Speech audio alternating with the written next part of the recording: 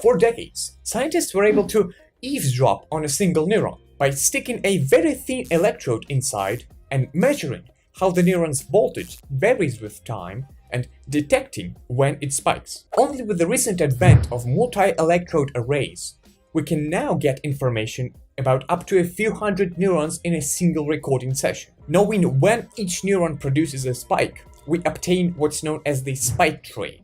Each vertical bar here represents the firing of the corresponding neuron, so we can read out the activity of the entire network. We want to calculate the firing rate, that is, the number of spikes per unit time. To do so, we partition the time into short bins of fixed length, and for each bin, we count how many times has a neuron spiked during that time frame. As a technical note, we usually smooth the data to get a nice continuous variation instead of discrete jumps.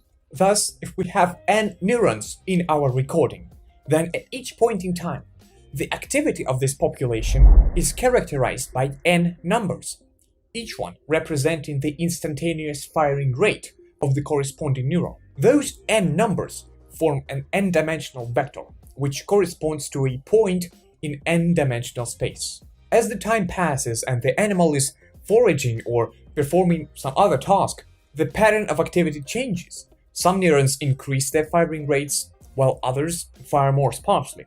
Therefore, with time, this point characterizing the instantaneous activity of the network will move to a new position in this empirical neural activity space, tracing some trajectory. The brain has a dedicated system to keep track of the head orientation, which consists of special head direction cells. They seem to be representing the angle where relative to the environment you are facing and play a vital role in spatial navigation. These neurons have a preferred direction and signal you whether you face in this direction or not by increasing the firing rate. And so, we record activity from part of the thalamus where head direction cells are located.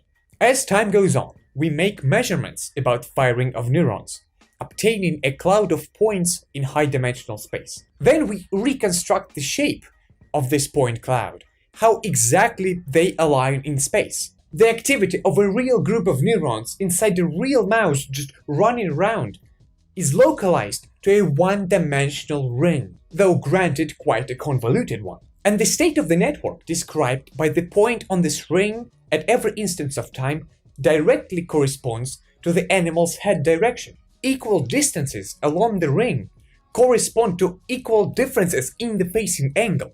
So there is a beautiful one-to-one mapping between the two.